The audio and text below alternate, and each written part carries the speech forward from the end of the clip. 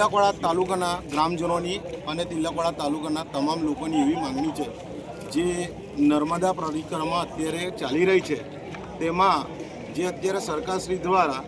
જે સ્કેનરથી રજિસ્ટ્રેશન કરવામાં આવે છે, પણ 10થી 15,000 જેવું રજિસ્ટ્રેશન થયા પછી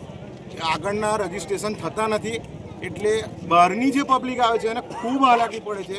એટલે અમારા તિલકવાડાના ગ્રામજનોની પહેલે એવી માંગણી છે કે આ રજિસ્ટ્રેશનનો જે છે એ બંધ થાય અને પબ્લિકને અવર જવર માટે છૂટી આપવામાં આવે, એક માંગણી એ છે।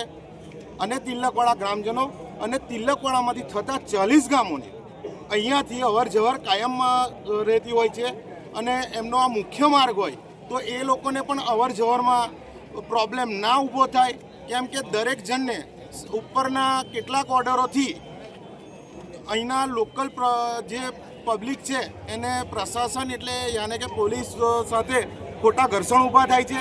મેમે તૂતુનો પ્રશ્ન ઊભો થાય છે। એના લઈને અમારે તિલકવાડા તાલુકો અને તિલકવાડાના તમામ ગ્રામજનોને આજે અહીંયા બેસવું પડ્યું છે અને અમારા આ મુદ્દાઓનો જો ક્લિયરન્સ નહીં મળે તો તિલકવાડાના ગ્રામજનો અને તાલુકાના તમામ લોકો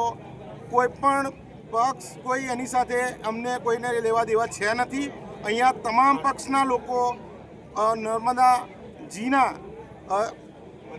પરિક્રમાના એના લઈને સ્વયંસેવકો સ્વયંભૂ અહીંયા હાજર થયા છે અને માંગ પૂરી નહીં થાય તો આ મરણ ઉપવાસ પર અહીંયા બેસશે।